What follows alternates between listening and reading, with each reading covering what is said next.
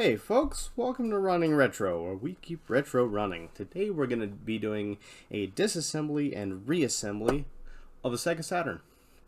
So, let's get to it. Now, one thing just to start out here, when you buy one of these consoles, you'll sometimes have dealers tell you it's got a fresh battery in it, like it's a real selling point. This right here, all you need to do is pop that open and there's the battery. It's not a big selling point. It's not something that's hard to do. You can replace it yourself. Make sure you use the right one. But yeah, it's a CR2032. So if you hear somebody telling you that, don't worry about it. This is where the battery is. And the batteries go really fast in these systems. So the fact that they've replaced the battery just means it's going to die next week anyway. So just keep that in mind. But on the back here, we've got one of our first things to do. There are two screws right here on the power, which we're going to have to take out. You don't need to throw your screwdriver when you do this. I just like to. So that was not quite on camera. There we go. So there's one screw here, and there's one screw there that I've already gotten. So take those out. Now normally, on a lot of these systems, we've had six screws on the bottom. This only has 5. One here. They're black, and the black screws on this black case are hard to see. But, nonetheless, so yeah, 1, 2, 3, 4, 5.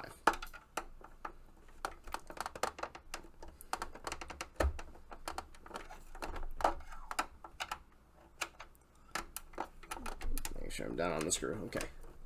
The screw is being a little bit stubborn.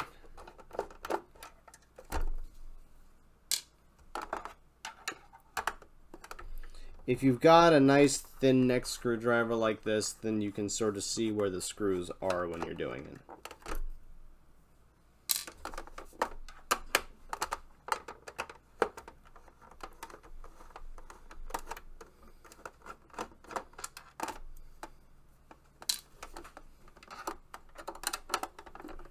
Alright, last one. We can get this bottom case off.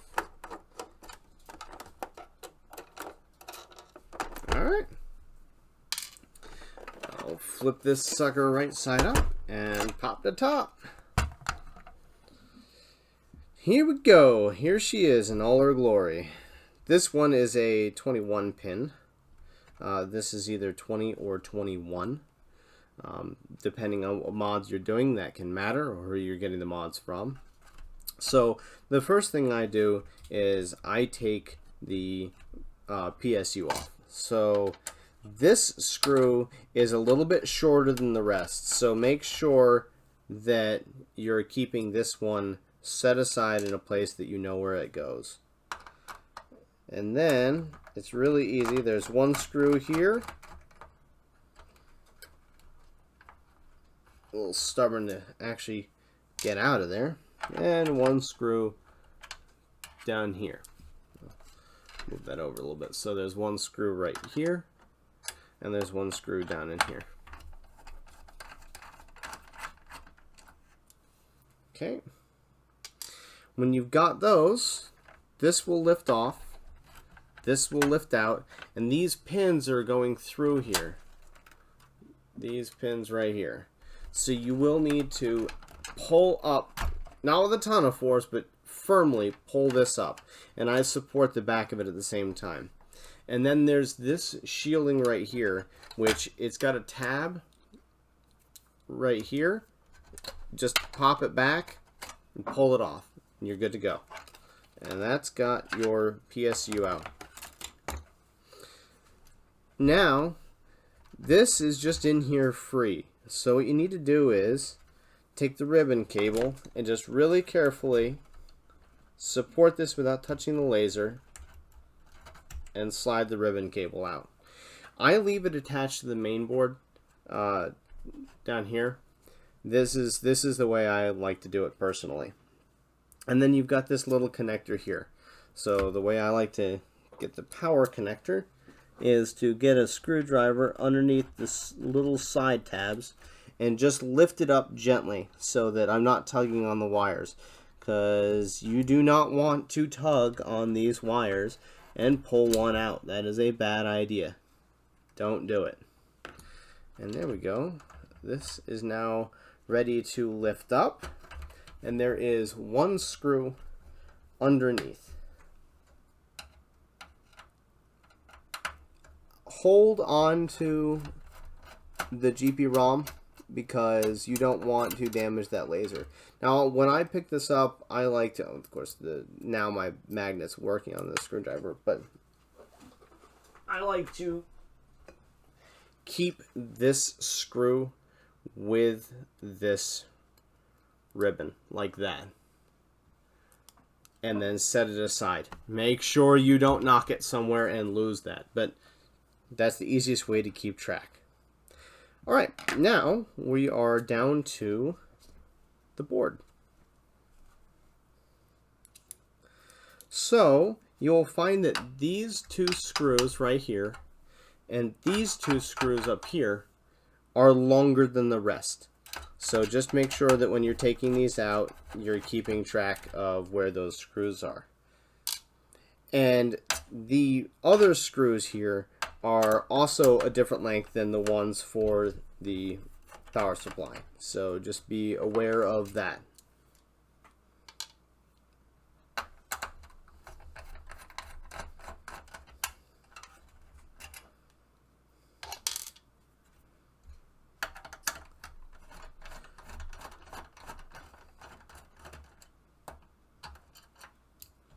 This one's always a little bit stubborn over here.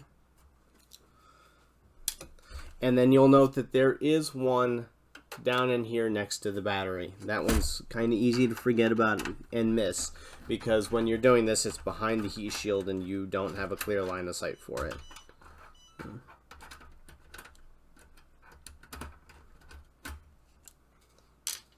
Alright, now for these four.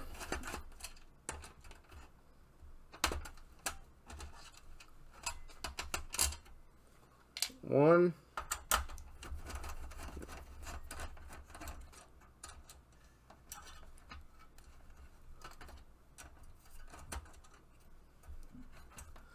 Oh, this one's going to be stubborn. This one's also always a little stubborn. It's all the way back in this little nook, and it never really wants to come out for me, ever. I wish it would. There's no need for it to be so scared. It just doesn't want to come out and play. Doesn't like me. Doesn't think I'm a nice person for some reason. I've always treated it well. 3 and 4. Let's see if I can get that out with the...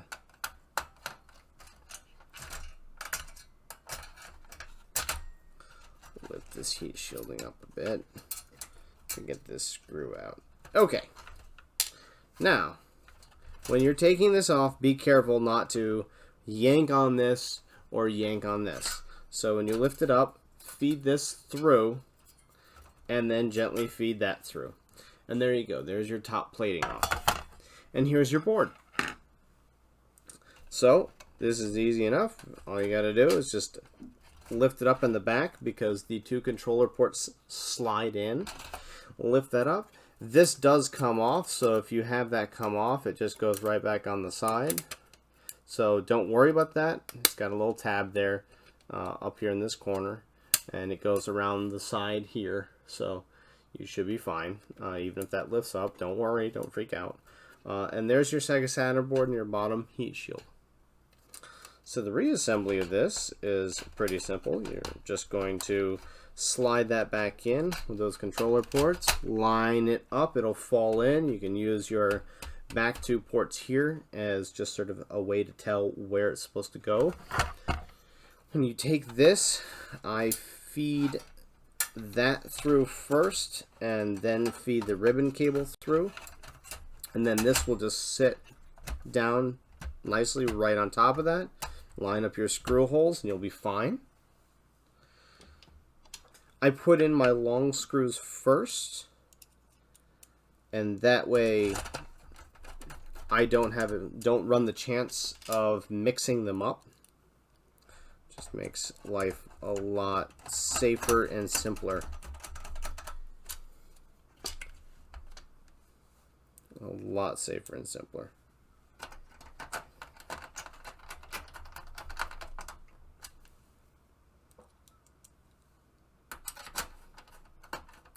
Alright, there's my long screws. Now I can just go around and put in my other screws. Just as a comparison, this is we'll take one of these out.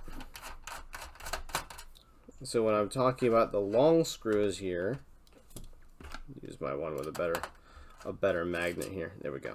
Okay. So you have a comparison. These are your screws for the power supply. These are your screws for the top shielding, and that's the length of your 4 long screws. So you've got a comparison between them.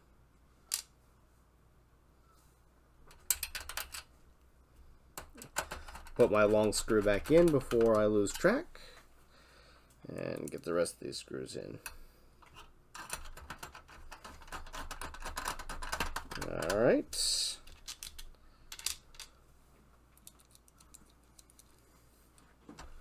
One.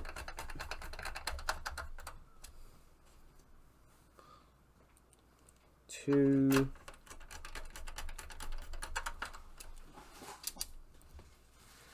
And 3.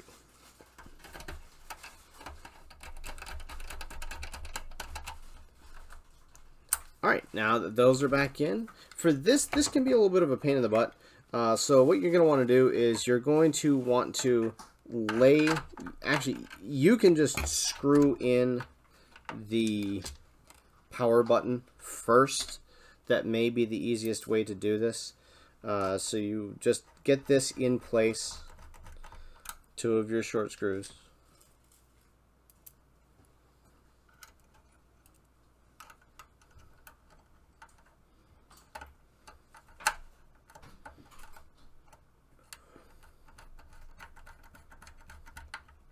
And now this cable is going to have to go around the side like that. So lay it in there, lay it along the side, and then take this at an angle, use this to line it up, slide it in like that, and then just push that tab down and you're good to go. Then line this up with the back and line it up with the pins and just firmly press it down.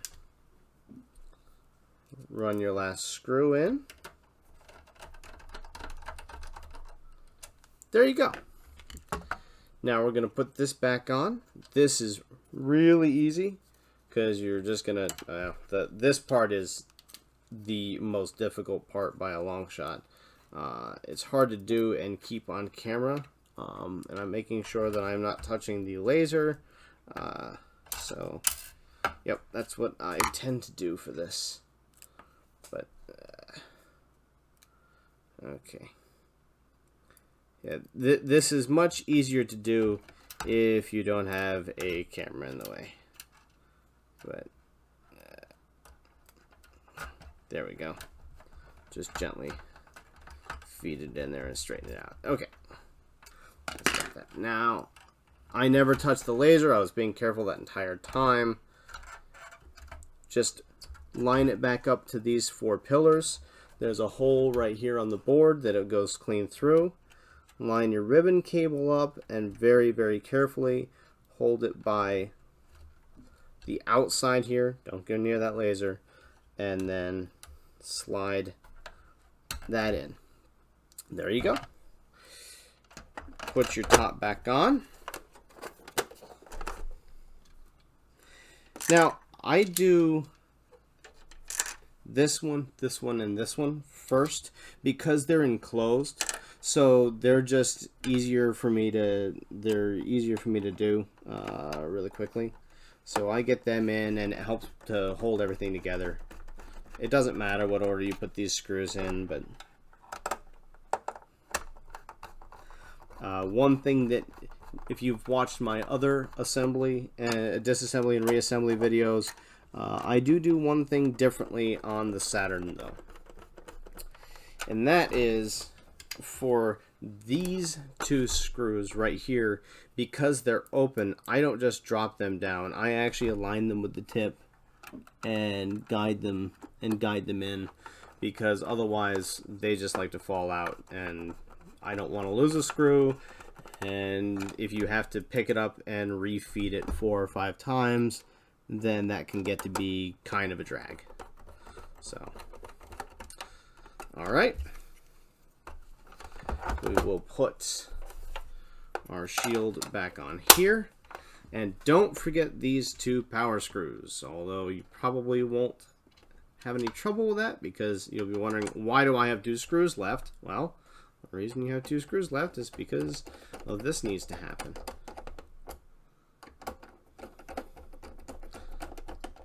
And there we go.